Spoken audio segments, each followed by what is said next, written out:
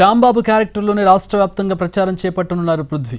Bro సినిమాలో Ambati రాంబాబుకు parody పాత్ర పోషించారు పృథ్వీ. శ్యాంబాబు వేషధారణతోనే రాష్ట్ర వ్యాప్తంగా పర్యటిస్తానన్నారు పృథ్వీరాజ్. అందరూ కోరుకుంటే సత్తెనపల్లి నుంచే శ్యాంబాబు వేషధారణతో ప్రచారం ప్రారంభిస్తానని చెప్పారు ఆయన. ఇప్పటికే war one side అయిందన్నారు.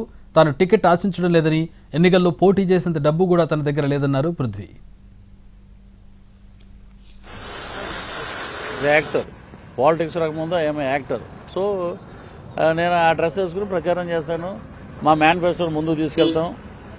Power star Pawan Kalyan గారిని, చంద్రబాబు గారి మిశ్రమ ప్రభుత్వాన్ని తీసుకొస్తాం.